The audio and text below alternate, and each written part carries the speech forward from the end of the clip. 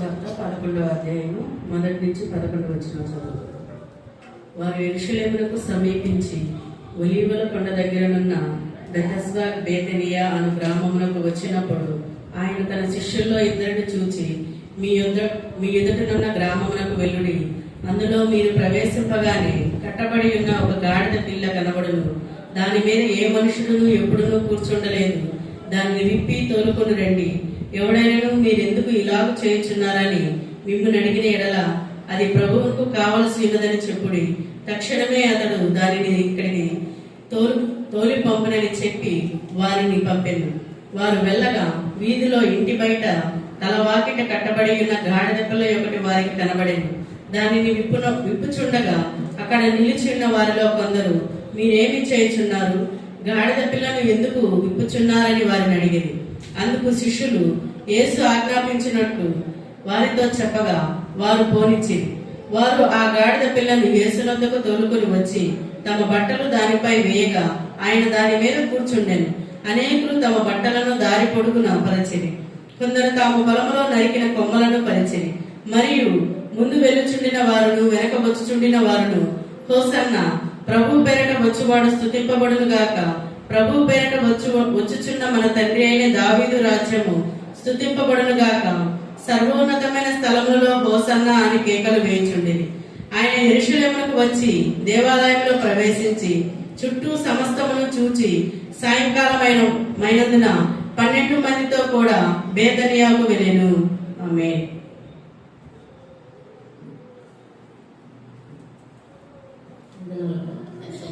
మరొక వాక్య భాగాన్ని చదువుతున్నాం. మత్తయి సువార్తలో నుండి. మత్తయి సువార్త 21వ అధ్యాయము 1 నుండి 9 వచనాలు చదువుతున్నాం.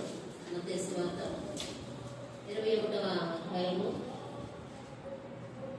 1 నుండి 9 వచనాలు.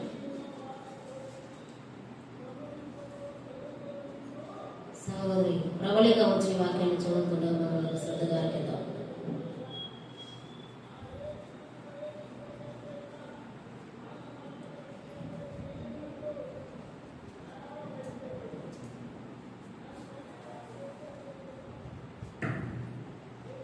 మత్తయి సువార్త 21వ అధ్యాయము 1 నుంచి 9 వచనాలు చదువుతున్నాం. తరువాత యెరూషలేమునకు సమీపించి ఒలీవ చెట్ల కొండ దగ్గర ఉన్న బేత్పవేయుకు వచ్చినప్పుడు యేసు తన శిష్యుల్లో ఇద్దరిని చూచి, మీ ఎదుటనున్న గ్రామమునకు వెళ్ళుడి. వెళ్ళగానే కట్టబడి ఉన్న ఒక గాడిదయు దానితోనున్న ఒక గాడిద పిల్లయు మీకు కనబడును. వాటిని విప్పి నా ఎద్దుకు తోలుకుని రండి. ఎవడైనను మీతో ఏమైనా అనిన ఎడల అవి ప్రభువునకు కావలసినవని చెప్పవలెను. వెంటనే అతడు వాటిని తోలిపెట్టునని చెప్పి వారిని పంపెను. ప్రవక్త వలన చెప్పబడినది నెరవేరినట్లు ఇది జరిగెను. అదేమనగా, ఇదిగో నీ రాజు సాత్వికుడై గాడిదను భారవాహక పశుపిల్ల అయిన చిన్న గాడిదని ఎక్కి నీ ఎద్దకు వచ్చుచున్నాడని సియోను కుమారితో చెప్పుడి అన్నది. శిష్యులు వెళ్ళి యేసు తమకు ఆజ్ఞాపించిన ప్రకారము చేసి ఆ గాడిదను దాని పిల్లను తోలుకొని వచ్చి వాటి మీద తమ బట్టలు వేయగా ఆయన బట్టల మీద కూర్చుండెను. జన సమూహంలోను అనేకులు తమ బట్టలు దారి పొడుగునా పరిచిరి. కొందరు చెట్ల కొమ్మలు నరికి దారి పొడుగునా పరిచిరి. జన సమూహములో ఆయనకు ముందుగా వెళ్ళుచుండిన వారును వెనుక వచ్చుచుండిన వారును, దావీదు కుమారునికి జయము, ప్రభు పేరట వచ్చువాడు స్తుతింపబడును గాక, సర్వోన్నతమైన స్థలములలో జయము అని కేకలు వేయుచుండిరి. ఆమేన్.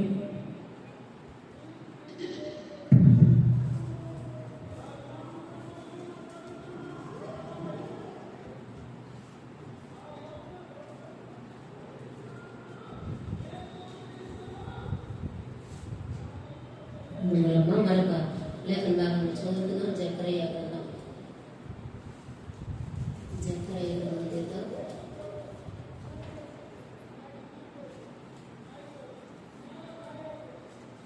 జకర్యా గ్రంథం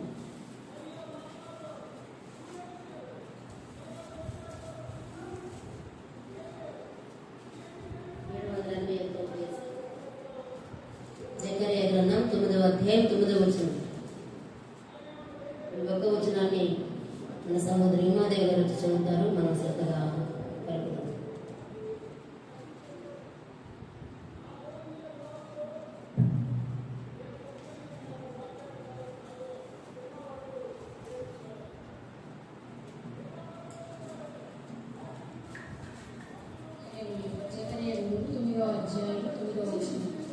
సీయోను నివాసులారా బహుగా సంతోషించుడి, యెరూషలేము నివాసులారా ఉల్లాసముగా ఉండి, నీ రాజు నీతిపరుడును రక్షణ కలవాడును ధీరుడనై గాడిదను గాడిద పిల్లను ఎక్కి నీ యొద్దకు వచ్చుచున్నాడు. ఆమేన్.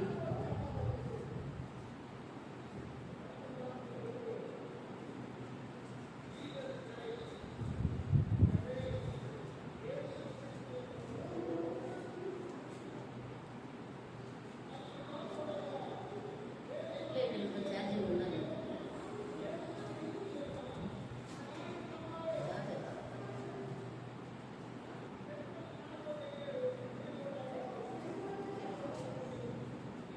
చక్కగా చదివించినటువంటి మన సహోదరులకు ప్రత్యేక వందనాలు తెలియజేస్తున్నాం.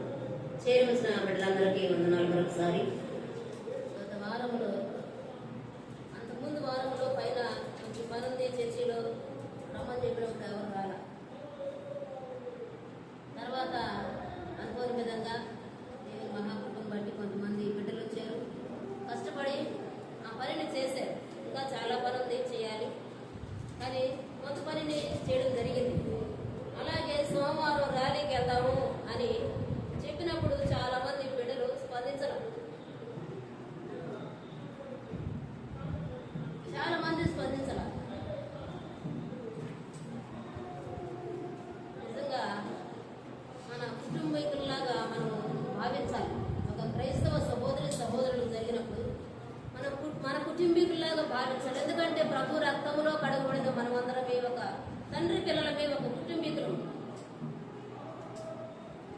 సహకరించిన ప్రతి ఒక్కరికి, చర్చి పనిలో ర్యాలీలో ప్రతి ఒక్కరూ సహకరించిన వారందరికీ ప్రత్యేక వందనాలు తెలియజేస్తున్నాను.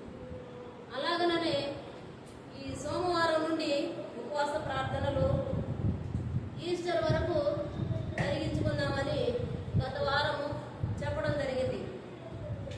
ఈ వారం అంతా కొంతమంది పిల్లలు వచ్చున్నారు, వారికి ప్రత్యేకమైన వందనాలు తెలియజేస్తాము. ఇంకా రానటువంటి వారిలో కూడా వారిని బట్టి కూడా వందనాలు. ఎందుకంటే వారు మర్చిపోయారో తెలియదు, లేదంటే ఎందుకు రాలేదో తెలియదు. మైక్ వినబడతానే ఉంది. ఒకవేళ తెలియలేదనుకోవడానికి కూడా కారణం లేదు.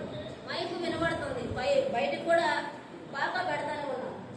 మరి ఎందుకు రావట్లేదో తెలియదు.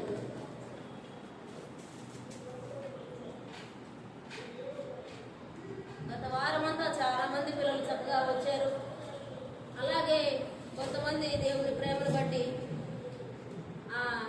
ఒక 4 రోజులు డ్రింక్ కూడా వారికి ఏర్పాటు చేయడం జరిగింది సంఘానికి అందరికీ. మరి ఈ వారం అంతా కూడా అదే విధంగా మనం నడుద్దాం ప్రభు సన్నిధిలో. 7:30కి ప్రారంభిస్తూ ఉన్నాం. ఎట్టకేలకు 9:30 లోపు అయిపోతా ఉంది. అందరి కడనే అయిపోతా ఉంది. పనులకు వెళ్ళేవాడు వారు కూడా రావడానికి అనుకూలంగా ఉండదు. ఎందుకంటే పెందలాడే వెళ్ళొచ్చు, పొద్దుపోయిన దాకా ఉంచట్లేదు. ఇంకా ఎవరైనా ఆశ ఉంటే, అనుకూలత ఉంటే రండి, లేకపోతే మేమేం చెప్పలేము. ఈ మనవులు గమనించండి. అలాగే ఈరోజు మంటల ఆదివారం కదా, వచ్చే శుక్రవారం గుడ్ ఫ్రైడే. గుడ్ ఫ్రైడేలో మనము అనౌన్స్ చేసినటువంటి పేర్లలో 2 డ్రాప్ అయిపోయారు. 2 మాటలు మిగిలి ఉన్నాయి. ఎవరికైనా ప్రేరేపణ ఉంటే చెప్పొచ్చు. 2 మాటలు, 1, 3, 2 మాటలు మిగిలి ఉన్నాయి. ఆ 2 మాటలు ఎవరైనా ప్రేరేపణ ఉంటే చెప్పొచ్చు, తెలియచేయండి. టైం లేదు, ఇంకా మధ్యలో మనకి ఎన్ని రోజులు టైం ఉంది? 4 రోజులు టైం ఉంది. ఈ 4 రోజుల్లో సిద్ధపడాలి. అలాగే శనివారం సంపూర్ణ రాత్రి ఉపవాస ప్రార్థన ఉంటుంది. ఆదివారం ఈస్టర్ ఆరాధన ప్రభు వల్ల తీసుకోవాల్సినటువంటి పరిస్థితి. సిద్ధపడండి అందరూ, నిర్లక్ష్యాన్ని చూపించొద్దు. అందరూ ప్రార్థనలో ఉండి సిద్ధపడి ప్రభు వల్ల తీసుకోవాలి. ప్రభు చిత్తమైతే ఈస్టర్ రోజు భోజనాలు ఏర్పాటు చేసుకుందాం. గుడ్ ఫ్రైడే రోజు డ్రింక్స్ ఒకటి కాల సమయంలో సంఘం అంతటికి ఏర్పాటు చేసుకుందాం. ఆలోచన చేయండి, ప్రార్థన చేయండి, సహకరించండి. సరే, దేవుని వాక్యంలోనికి వెళదాం. ఈరోజు ప్రత్యేకమైన మాటల ఆదివారం కనుక ఇప్పుడు చదివినటువంటి లేఖన భాగాలలో నుండి కొన్ని మాటలను మనం ధ్యానం చేసుకుందాం. కొన్ని మాటలనే, కొద్ది సమయమే 12:30 అయిపోయింది. కొద్ది సమయం కొన్ని మాటలు మనం ధ్యానం చేసుకున్నాం. శ్రద్ధగా ఆలకించాలని మనం చేస్తా ఉన్నాను. నిద్రపోవద్దు, దయచేసి ఎవరు నిద్రపోవద్దు. మార్కు సువార్త తీద్దాం. మరి ఈ ఆదివారము ప్రభువునకు జయము, హోసన్నా జయము అని యేసుక్రీస్తు ప్రభువారిని ఊరేగించినట్లుగా మనకు తెలుసు. అదే ఈ ఆదివారం. మరి ఆ విధంగా ఊరేగించినటువంటి వారు హోసన్నా జయము, హోసన్నా జయము, ప్రభు పేరట వచ్చు వారు జయము స్తుతింపబడునుగా అని కేకలు వేసిన వారందరూ వారం తిరగక మునిపే చంపండి చంపండి అని కేకలు వేశారు. మనుష్య స్వభావము అలాంటిది. ఈరోజేమో జయము జయము, రాజునకు జయము అని కేకలు వేశారు. అలాగే వారం తిరగక మునిపే సిలువ వేయము అని కేకలు వేశారు. అలాంటి మనుషులమైన మన కొరకు దేవుని మాటలను మనం ఈ సమయంలో చూద్దాం. మార్కు సువార్త 11వ అధ్యాయము 1 నుండి 4 వచనాల వరకు చదువుకుందాం. ఈ సమయంలో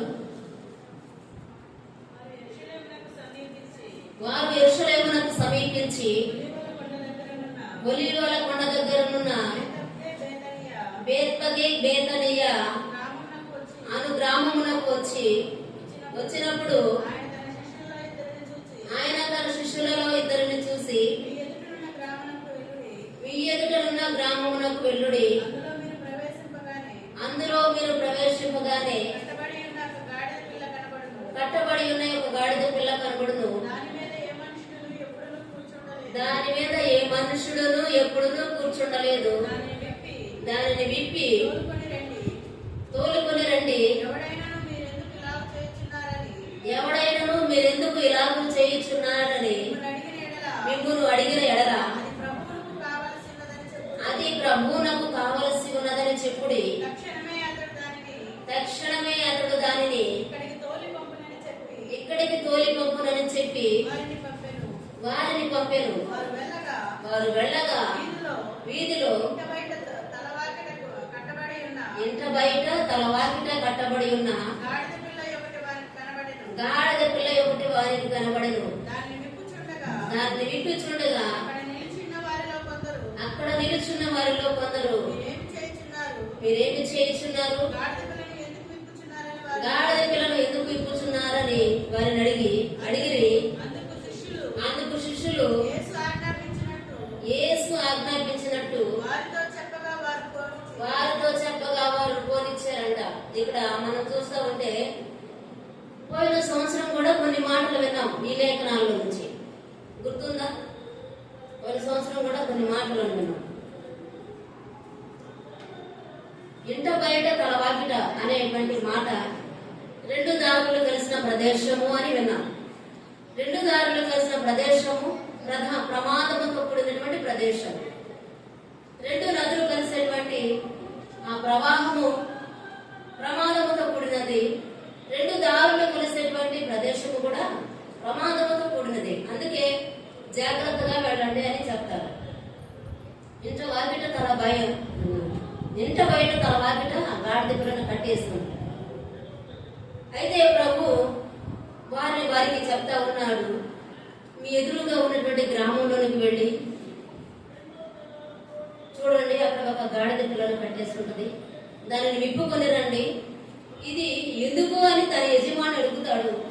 ఇది ప్రభువునకు కావాలని చెప్పండి అని యేసుక్రీస్తు ప్రభువారు చెప్పి వారిని పంపడం జరిగింది. ఎదుట గ్రామంలో మన ఎదురు చాలా మంది ఉంటారు. మన గ్రామము ప్రక్కన చాలా మంది ఉంటారు, మన ప్రక్కన చాలా మంది ఉంటారు. గాడిదను మనిషికి పోల్చవచ్చా అని అడిగినప్పుడు ఖచ్చితంగా పోల్చవచ్చంట. అందుకే మనము కోపం వచ్చినప్పుడు పోరా గాడిద, పో గాడిద, ఇంకా ఒక మాట అంటాం, దానికి మించి ఒక అడుగు ముందుకేసి అట్టగాడిదలాగా ఉన్నావి అంటారు. చాలా మంది ఆ మాట వాడటం నేను విన్నా. ఇంత ఎదిగే అట్టగాడిదలాగా చెప్పిన మాట ఏమంటారు. గాడిదకు మానవుడికి దగ్గర పోలికలు ఉన్నాయి. అందుకే దేవుడు ఆ గాడిదను విప్పుకొని రమ్మంటా ఉన్నాడు. మనకు యజమానుడు ఉన్నాడు. ఎప్పుడు కట్టబడి ఉన్నప్పుడు మనకు యజమానుడు ఉన్నాడు. ఆ గాడిద కట్టబడి ఉన్నప్పుడు ఆ గాడిదకు ఒక యజమానుడు ఉన్నాడు. మనము కట్టబడి ఉన్నప్పుడు మనకి ఏ యజమానుడు ఉన్నాడు? మనకి లోకం అనే యజమానుడు ఉన్నాడు. లోకం అనే గాడి క్రింద మనం కట్టబడి ఉన్నాం. అపవాది అనే యజమాని క్రింద మనం ఉన్నాం. ఆ గాడిద ఒక యజమానుడు క్రింద కట్టబడి ఉన్నట్లుగా మనం చూస్తా ఉన్నాం. అలాగే మనకి కూడా ఒక యజమానుడు ప్రభు సన్నిధికి రాకముందు ప్రభు మనలను చూసి మన కట్లను విప్పటానికి ఆయన ఈ లోకానికి వచ్చాడు. ఆయన శిష్యులను పంపించాడు ఆ యొక్క గాడిదను విప్పుకొని రమ్మని.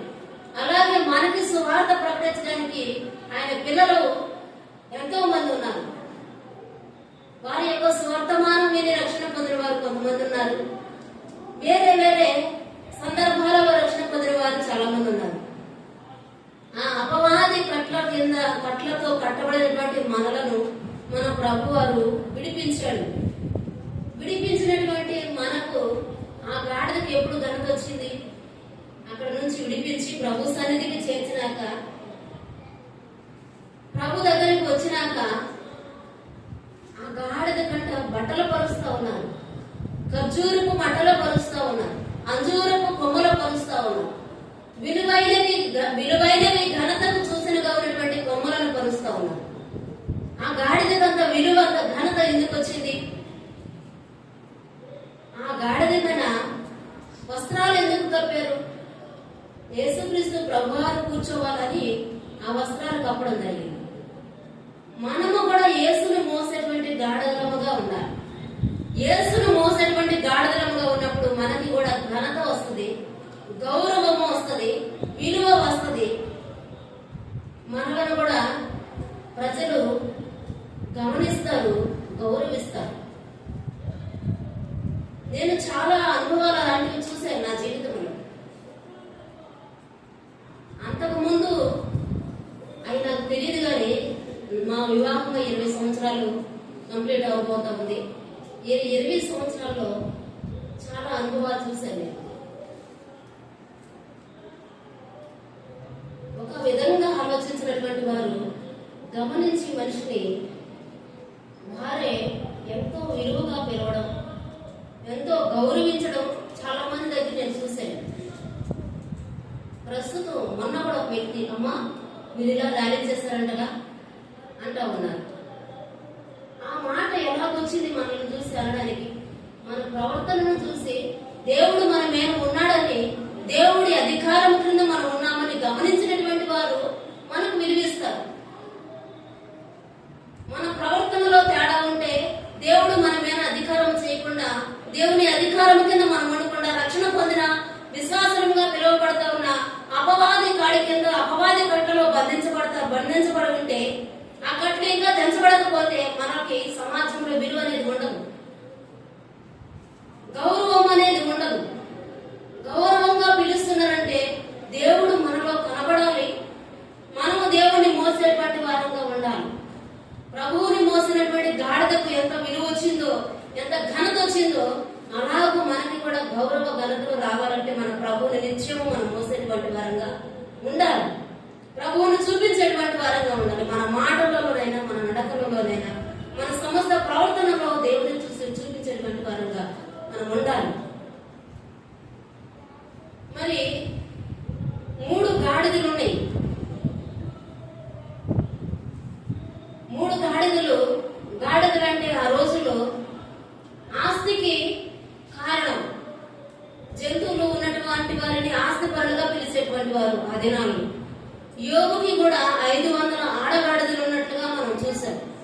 తెలుసు. గాడిదలు ఆస్తికి గుర్తుగా ఉన్నాయి. పరిశుద్ధ గ్రంథంలో అనేక చోట్ల గాడిదల గురించి సంభాషించడం జరిగింది, పరిశుద్ధాత్మ దేవుడు రాయడం జరిగింది. మరి అయితే మరి గాడిద సమాధానానికి గుర్తు. దేవుడు రాజుగా వచ్చాడు అంటూ ఉన్నారు. అయితే ఆయన రాజు కాబట్టి దేని మీద రావాలి, దేని మీద ఎక్కాలి? రాజులు దేని మీద ఎక్కుతారు? గుర్రం మీద ఎక్కుతారు, లేదంటే ఒంటి మీద ఎక్కుతారు. కానీ ఈయన గాడిద మీద ఎక్కాడు. గాడిద అలాంటిదంటే ఇప్పుడు చదువుకున్నాం కదా, జక్రయ గ్రంథం తీద్దాం. జక్రయ గ్రంథం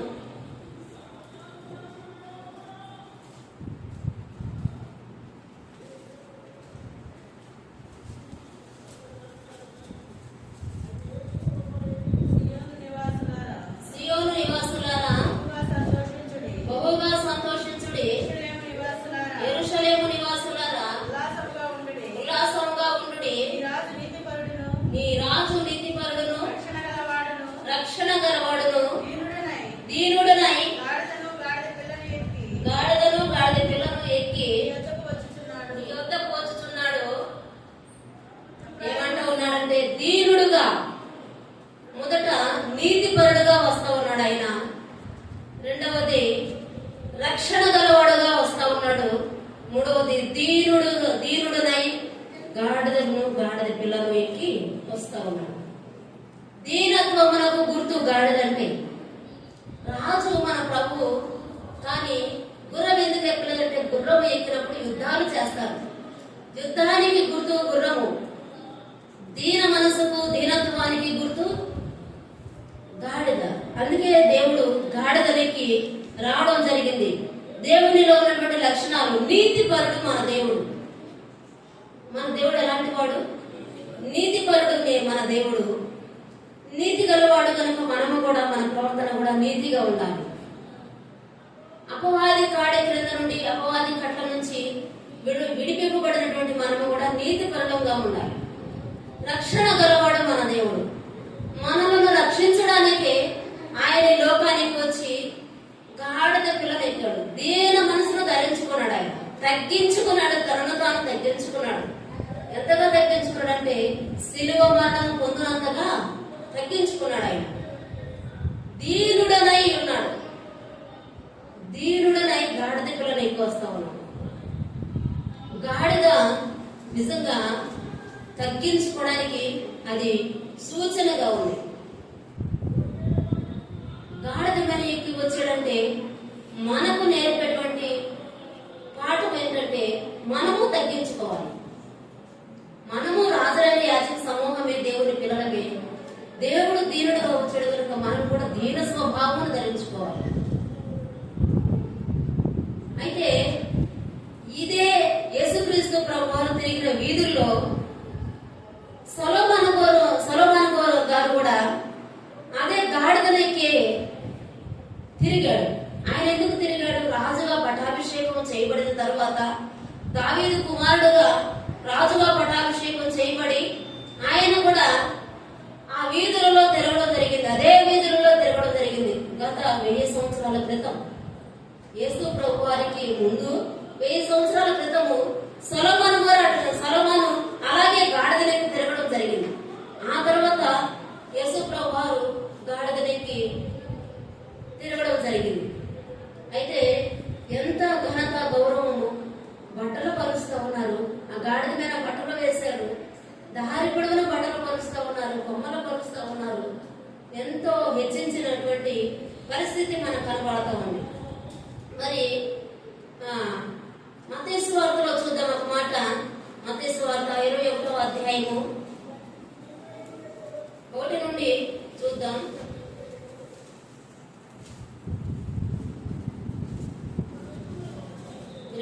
అధ్యాయము. తర్వాత యెరూషలేమునకు సమీపించి ఒలీవ చెట్ల కొండ దగ్గర ఉన్న బేత్పగేకు వచ్చినప్పుడు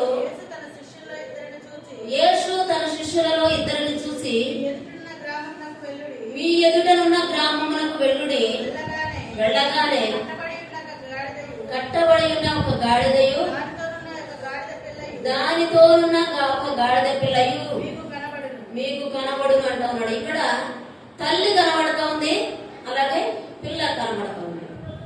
గాడిదయు గాడిద పిల్లయు మీకు కనబడును అంటూ ఉన్నాడు. మరి దేవుడు పెద్దదానిని ఎన్నుకోలేదు, పిల్లని ఎన్నుకున్నాడు. నిజంగా చిన్న వాటిని కోరుకునే పెద్ద దేవుడు మన దేవుడు. కొంతమంది పెద్ద పెద్ద వాటిని, ఘనమైన వాటిని, గౌరవమైన వాటిని కోరుకుంటారు. లోకంలో ఉన్నటువంటి దేవుళ్ళు ఏం కోరుకుంటారంటే, నాకు తెలిసినటువంటిది, నేను చేసినటువంటిది చెప్తా ఉన్నాను, ఎవరు విమర్శించి కాదు. లోకంలో ఉన్న దేవుళ్ళు, దేవతలు అనేటువంటి వారు కోరుకునేవి నిలువు దోపిడీలు, గుండు చేయించుకోవడాలు, ఇంకా మనకు ఉన్నటువంటివి ఏదేదో కోరుకుంటా ఉంటారు. మొక్కుబడులు చేసుకోవడం, ఏదైనా పని అవ్వాలంటే మొక్కుబడి చేసుకుంటారు.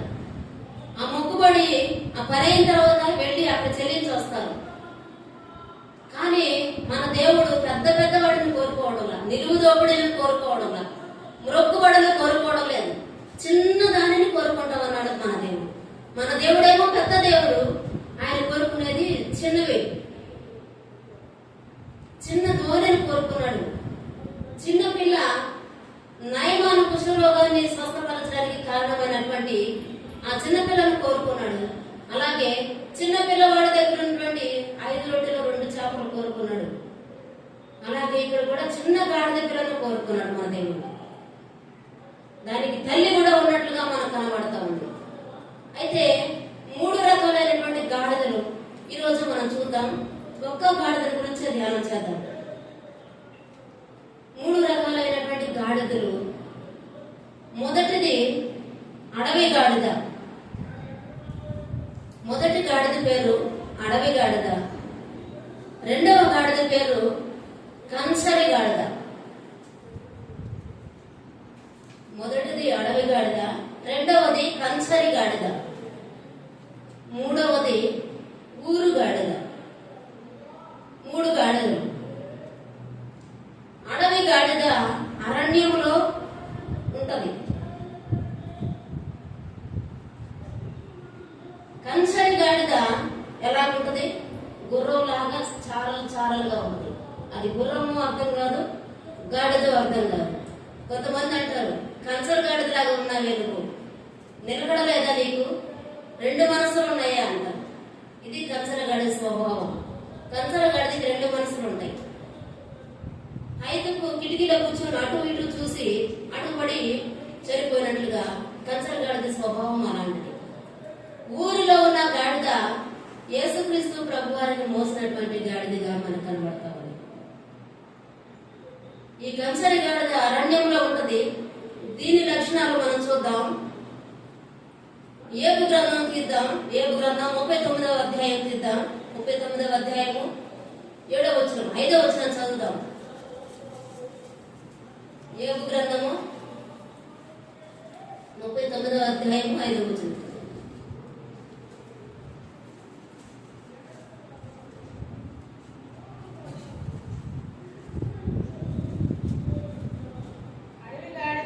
అడవి గాడిదను స్వేచ్ఛగా పోనిచిన వాడెవడు? అడవి గాడిద కట్లు విప్పిన వాడెవడు? నేను అరణ్యమును దానికి ఇల్లుగాను ఉప్పు పొరను దానికి నివాస స్థలముగాను నియమించి తిని పట్టణపు కోలాహలమును అది తిరస్కరించును, తోలువాని కేకలను అది వినదు. అడవి గాడిద లక్షణాలు ఎలా ఉన్నాయంటే, అది అరణ్యంలో ఉండడానికే ఇష్టపడింది. దాని కట్లు విప్పేవారు ఎవ్వరూ లేరు, దానిని సాధు చేయలేరు. అది దాని నివాస స్థలం అంట ఉప్పు పొరను దానికి నివాస స్థలముగా నియమించి ఉంది. అందులో పంటలు పండవు. అది ఉపయోగపడేటువంటి భూమి కాదు. అలాంటి భూమిలో ఉండింది ఆ అడవి గాడిద. కోలాహలమును అది తిరస్కరించింది. కోలాహలం అంటే సంతోషము, సమాధానము, ప్రజలు ఉన్న చోట ఉండడానికి ఇష్టపడదు, అది తిరస్కరించింది. దేవుని సన్నిధిని ఇష్టపడదు, తిరస్కారము దాని బుద్ధి. అడవి గాడిద యొక్క లక్షణాలు అలాంటి తిరస్కరించే స్వభావం. దానివల్ల ప్రయోజనం ఉండదు. అది ఉప్పు పొరల దగ్గర ఉండదు, దాని నివాస స్థలంగా చేసుకున్నది. ఆ లక్షణాలు కలిగి ఆ స్థలాల్లో ఆ యొక్క గాడిద ఉంటది. మరి అలాగే ఇర్మియా గ్రంథము 2వ అధ్యాయం 24వ వచనంలో కూడా ఒక మాట ఉంది ఈ గాడిదల గురించి. ఇర్మియా గ్రంథము 2వ అధ్యాయము 24వ వచనంలో కూడా అరణ్యమునకు అలవాటు పడిన అడవి గాడిదకు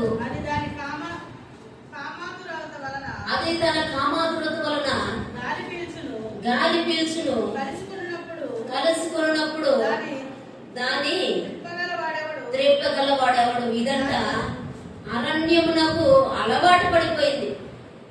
ఈ అడవి గాడిద లోకానికి అలవాటు పడిపోయింది. దాని ఇష్టానుసారంగా జీవించడానికి, దాని ఇష్టం వచ్చినట్లు వెళ్ళడానికి, నడవడానికి అది అలవాటు పడిపోయింది అడవి గాడిద.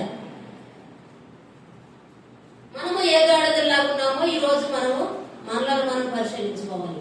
ఈ అడవి గాడిద యొక్క లక్షణాలు ఉప్పు పొరలను తనకు నివాస స్థలంగా చేసుకుంటది, ఉపయోగం లేనటువంటి వాటిని. అలాగనే అరణ్యంలో అది అలవాటు పడిపోయిందిగా కనబడతా ఉంది.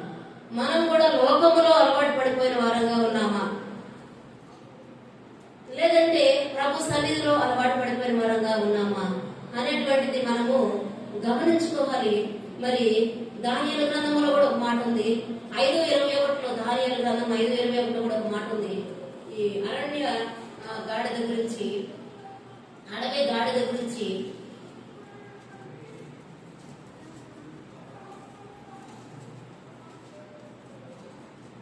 దానియేలు గ్రంథం 5వ అధ్యాయం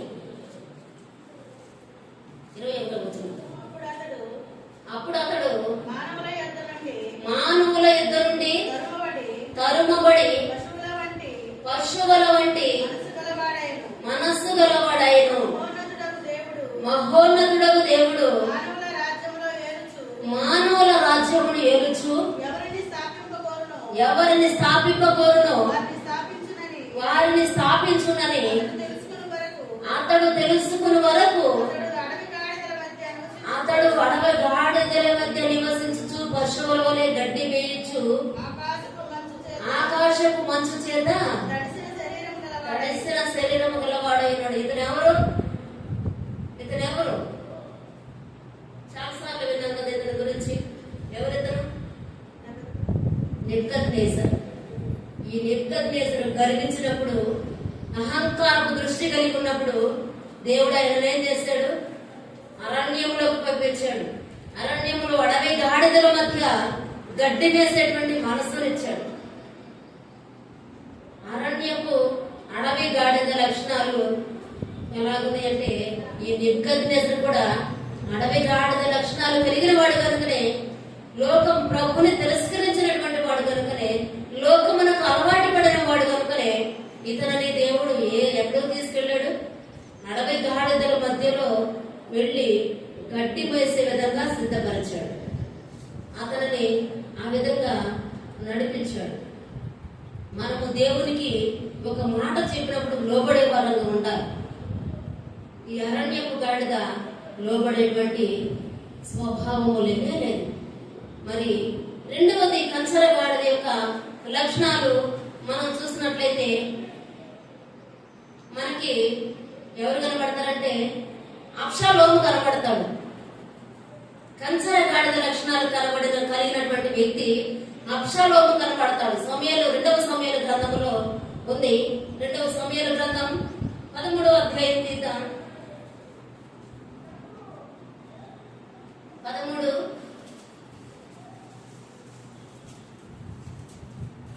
2వ సమూయేలు గ్రంథం 13వ అధ్యాయం 29వ వచనం.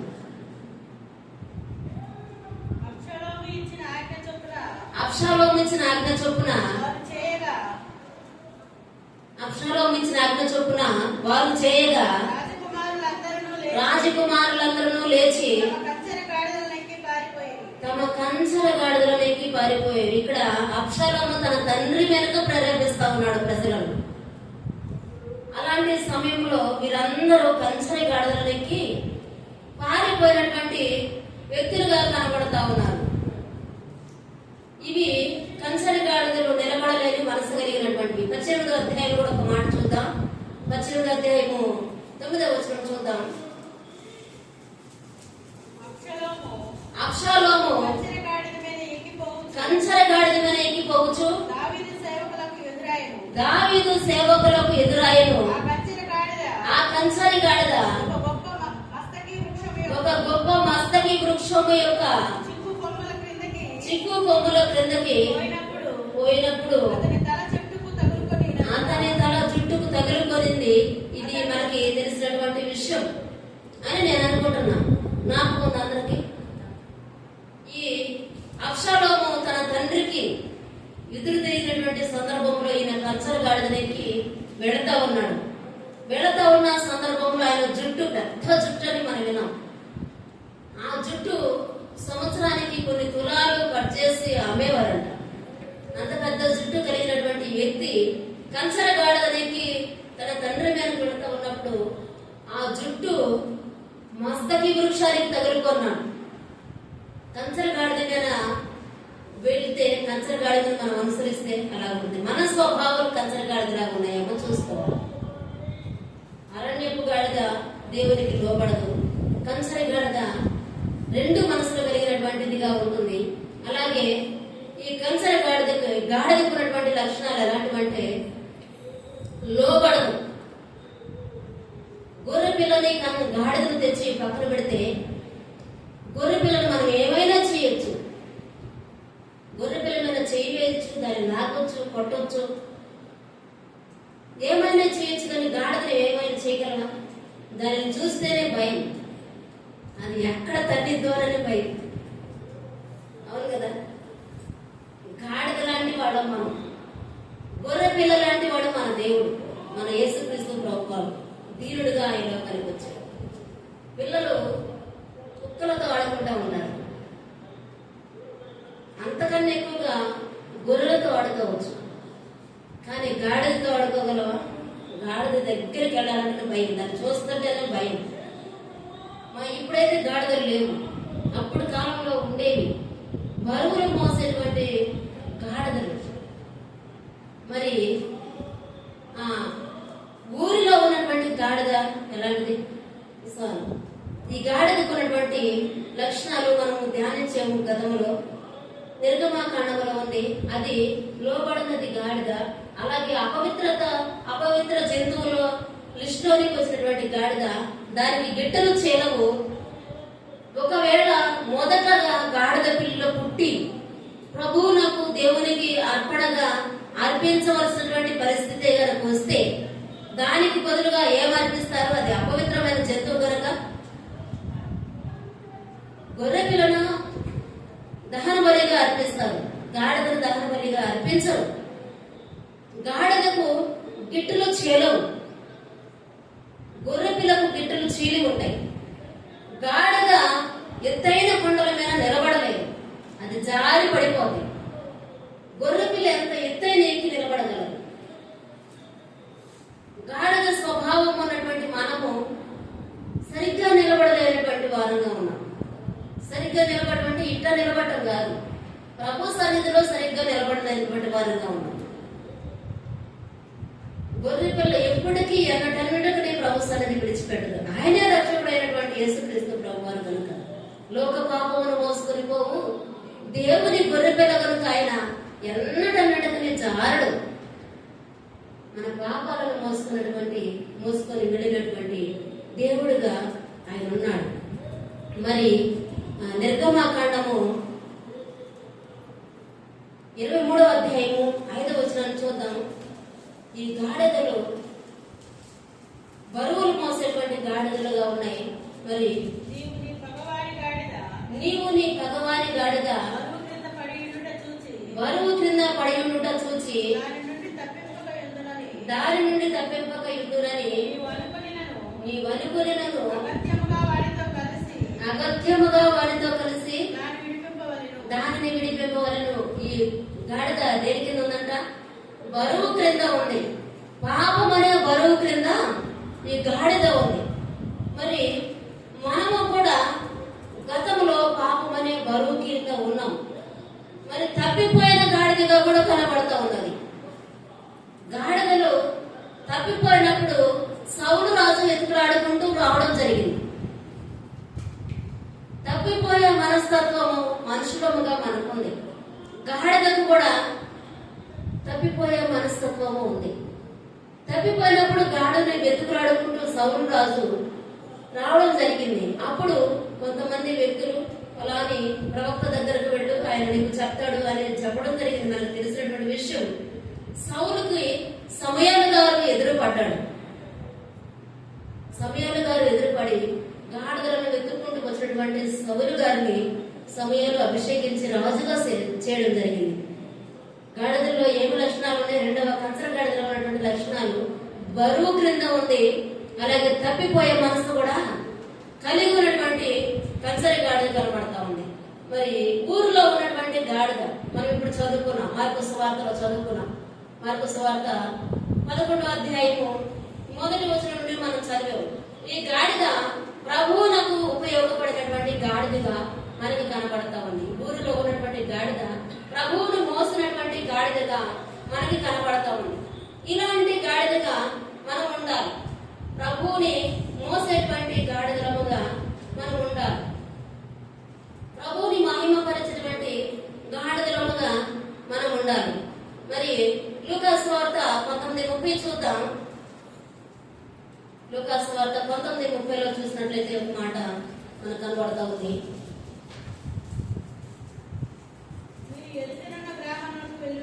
నీ ఎదుటనున్న గ్రామమునకు వెళ్ళుడి, అందులో మీరు ప్రవేశింపగానే కట్టబడి ఉన్న ఒక గాడిద పిల్ల మీకు కనబడును. దాని మీద ఏ మనుషుడును ఎన్నడను కూర్చుండలేదంట. దాన్ని విప్పి తోలుకొని రమ్మని దేవుడు చెప్తా ఉన్నాడు. ఇది ఊరిలో ఉన్నటువంటి గాడిద. ఈ గాడిదల గురించి 4 సువార్తికులు రాశారు. మత్తయి, మార్కు, లూకా, యోహాను. ఈ 4 సువార్తికులు రాయడం జరిగింది. ఈ గాడిద ఊరిలో ఉన్నటువంటి గాడిద. మరి దానిని ఇప్పుకొని తీసుకొని రమ్మని చెప్తా ఉన్నాడు. అయితే ఈ గాడిద కనంట ఎప్పుడు ఏ మనుషుడు కూర్చోలేదు. దానిని ఎవ్వరు సాధు చేయలేదు. అలాంటి గాడిద ప్రభువునకు కావలసి ఉంది. మరి మనము గాడిదతో పోల్చుకోవచ్చు అనేటువంటి మాటకు మనకి ఎక్కడ అర్థమవుతుందంటే యెషయా గ్రంథంలో ఉందన్నమాట. యెషయా గ్రంథం 1వ అధ్యాయము 3వ వచనం చదివినట్లయితే, ఎద్దు తన క్రమందు నెరుగును, గాడిద తన సొంతవాని దొడ్డి నెరుగును, ఇశ్రాయేలుకు తెలివి లేదు, నా జనులు యోచింపరు, పాపిష్టి జనమా, దోషభరితమైన ప్రజలారా అని దేవుడు మాట్లాడుతూ ఉన్నాడు. ఎవరు బెస్ట్? గాడిదే బెస్ట్ మనకన్నా. గాడిదకే తెలివి ఉంది, అది ఎక్కడికి వెళ్ళాలో దానికి తెలుసు. కానీ దేవుని పిల్లలమైన మనకు మాత్రం తెలివి లేదు, జ్ఞానము లేదు, దేవునికి లోబడడం లేదు. దేవుడు అంటూ ఉన్నాడు, ఆకాశం ఆలకించు, భూమి చెవి యొక్క నా ప్రజలు నా మాట వినడం లేదని. ఎవరితో చెప్పుకోకుండా దేవుడు ఆకాశంతో భూమితో చెప్పుకుంటా ఉన్నాడు. లోబడినటువంటి వారంగా మనం ఉన్నాం. మరి క్రీస్తును ధరించుకున్నటువంటి గాడిద, ఊరిలో ఉన్న గాడిద క్రీస్తును ధరించుకుంది.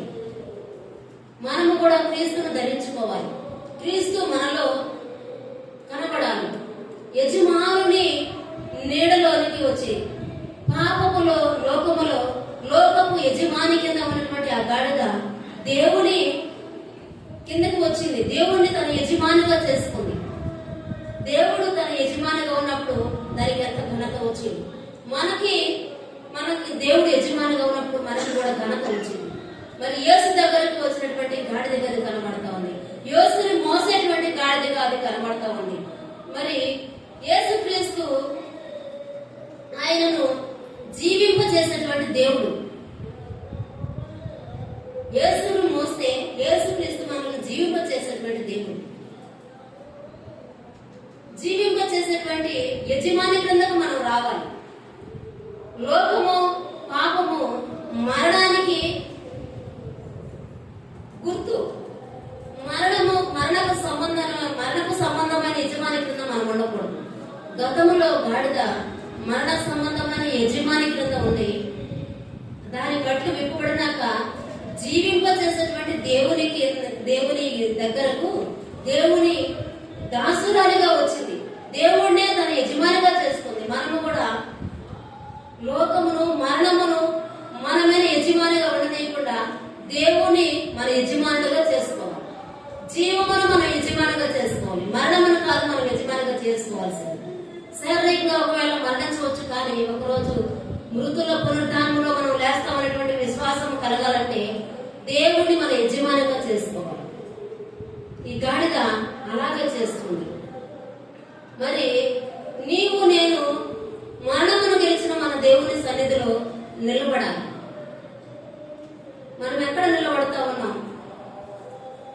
మరి మార్కు సువార్తలో ఉంది దేవుని మోసిన గాడిదగా. ఆయన దాని కట్లు విప్పి తీసుకురమ్మంటా ఉన్నాడు.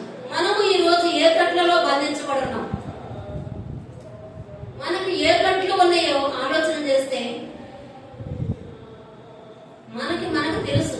ఎవరికి వాళ్ళకి తెలుసు ఎవరు ఏ కట్ల కింద బంధించబడున్నారో. ఒకవేళ క్రైస్తవులుగా పిలువబడుతున్న మనము కూడా ఇంకా ఏ కట్ల కింద బంధించబడి ఉన్నామో మనకు తెలుసు. ఆ కట్లను విప్పుకోవడానికి మనం ప్రయత్నం చేయాలి. మన దేవుడిని అడిగితే మన కట్లను విప్పుతాడు.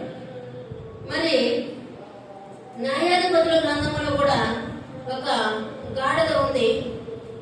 ఈ న్యాయాధిపతుల గ్రంథము 15వ అధ్యాయం 15వ వచనం చూసినట్లయితే ఒక గాడిద కనబడుతూ ఉంది. ఇక్కడ న్యాయాధిపతుల గ్రంథం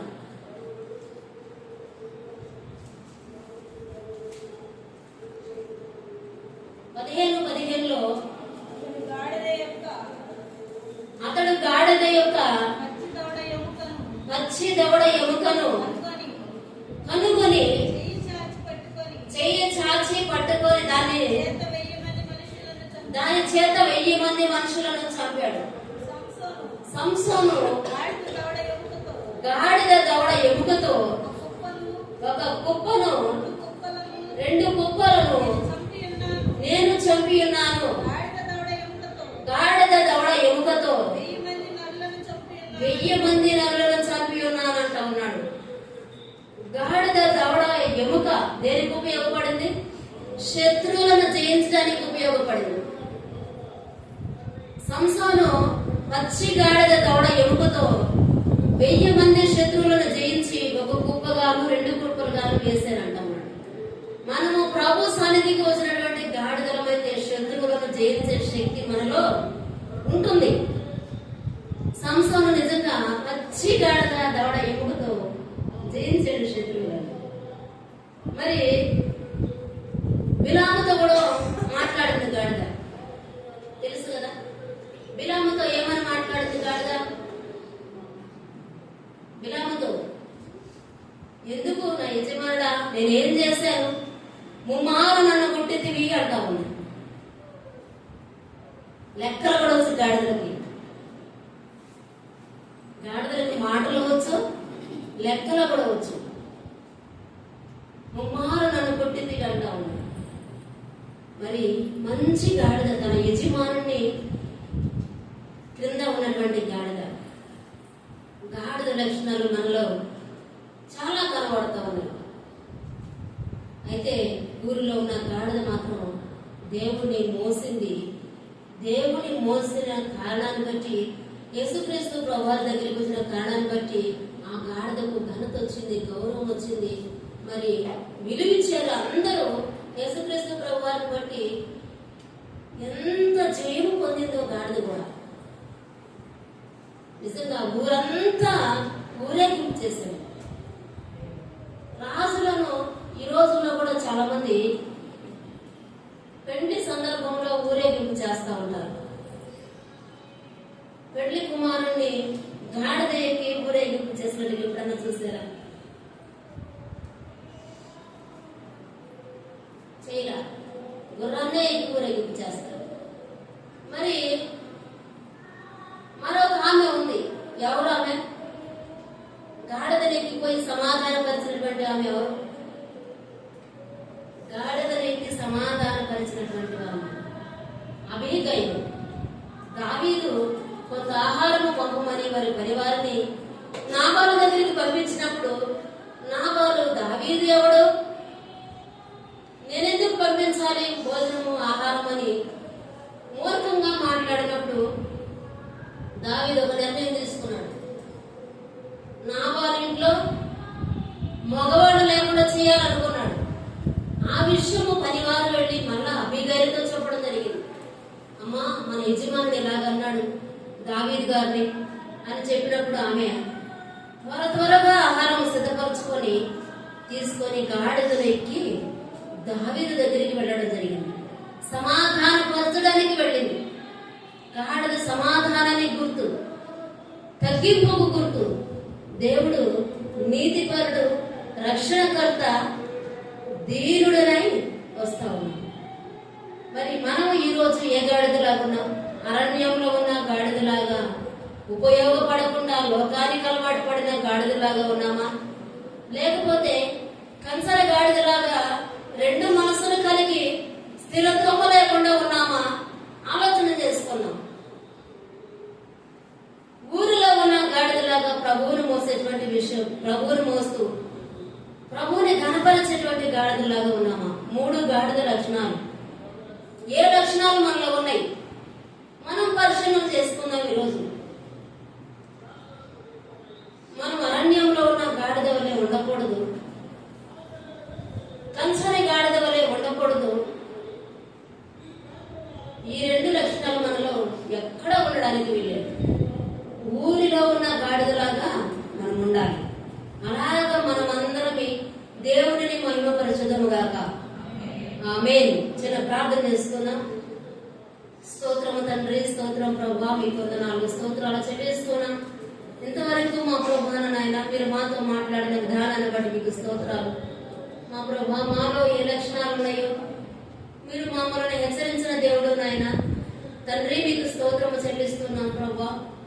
మొదటిగా అరణ్యపు గాడిద లక్షణాలు, అది నైనా తండ్రి ఉప్పు పొరలను నివాస స్థలంగా చేసుకుంటుంది. అది పనికిరాని స్థలాలలో ఉంటుంది. అలాగే నా తండ్రి, నా ప్రభా, లోకానికి అలవాటు పడినటువంటి గాడిదగా ఉంటూ ఉంది నాయన. నా ప్రభా, అలాంటి మనస్తత్వము, స్వభావము మాలో నుండి పరిపూర్ణంగా తొలగించండి.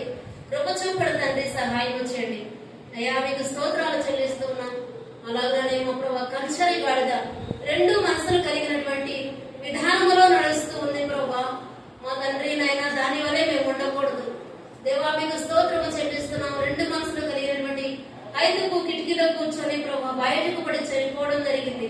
అలాంటి మనస్సు నాలో మాలో లేకుండా తొలగించండి అయ్యా. గాడిద మనసు, కంచర గాడిద మనసు కలిగినటువంటి అయ్యా నెబుకద్నెజరు నాయన తన్ని గద్దెదించావు నాయన, మీకు స్తోత్రాలు. అలాంటి మనసు మాలో నుండి తొలగించండి తండ్రి. మీకు వందనాలు చెల్లిస్తున్నాం నాయన. మార్కు సువార్తలో ఉన్నటువంటి ఊరిలో ఉన్న గాడిదను మేము చూసి ఉన్నాం. మీరు మాకు బయలుపరుచున్నారు దేవా, మీకు స్తోత్రాలు. ఊరిలో ఉన్న గాడిద వలె మిమ్మల్ని మహిమపరిచే విధంగా, మీ క్రిందకు మిమ్మల్ని మోసేవారుగా, మిమ్మల్ని మేము యజమానులుగా చేసుకునే విధంగా మమ్మల్ని మీరు సిద్ధపరచండి. కృప చూపడు తండ్రి, మీకు స్తోత్రాలు. మీరు మాట్లాడుతున్నారు. ఆకాశం ఆలోకించి భూమి చెవి మంట ఉన్నారు తండ్రి, మీకు స్తోత్రాలు నాయన. ఎద్దు తన కామంతులు ఎరుగునంటున్నారు, గాడిద తన స్వంత వారిని తొట్టు నెరుగును, కానీ అయ్యో నా ప్రజలు నా మాట వినలేకపోతున్నారని బాధపడుతున్నారు తండ్రి. దేవా, మీకు స్తోత్రాలు. అపవిత్రులను మమ్మల్ని మీరు ప్రేమించి మా గట్లను విడిపించి నా ప్రభా నడిపించిన దేవా, మీకు స్తోత్రాలు. మిమ్మల్ని చక్కగా మోసే జ్ఞానము దయచేయండి, మిమ్మల్ని మహిమపరిచే జ్ఞానము దయచేయండి నా తండ్రి. మీరు కృప చూపి సహాయం చేయమని మా తండ్రి, మా ఈ వాక్యాన్ని మా వినికిడిలో నా ప్రభు మీరు దీవించి ఆశీర్వదించండి. మా హృదయాలలో భద్రపరుచుకొని నడిచే కృపనిచ్చి సహాయం చేయండి అని ప్రార్థిస్తున్నాం అయ్యా. ఇదిగో మా తండ్రి, మా జీవితాలు ప్రభా తన వాకిట ఇంట బయట కట్టి వేసినట్లుగా 2 మార్గాలు కలిసిన స్థలములో మేము ఉండగా మిమ్మల్ని చూసిన దేవుడు ప్రభా అయ్యా, మీకు స్తోత్రాలు. ఇంకా ఎంతమందో కట్టివేయబడిన వారు ఉన్నారు నాయన, మాకు లేదట. వారందరిని విడిపించే జ్ఞానము మీరు మాకు దయచేయండి తండ్రి, దయచేయండి నాయన. మీరు మీ శిష్యులను పంపినట్లుగా మేము మీ పక్షాన వెళ్ళి నేను కట్టబడిన వారందరిని విడిపించే జ్ఞానాన్ని మీరు మాకు దయచేయండి. సామర్థ్యాన్ని మీరు మాకు కలుగ చేసి నడిపించమని మీ చేతులకు అప్పగించుకుంటూ యేసుక్రీస్తు వారి శ్రేష్టమైన నామములో ప్రార్థించి స్తుతించి వేడుకుంటూ ఉన్నాము తండ్రి. ఆమేన్.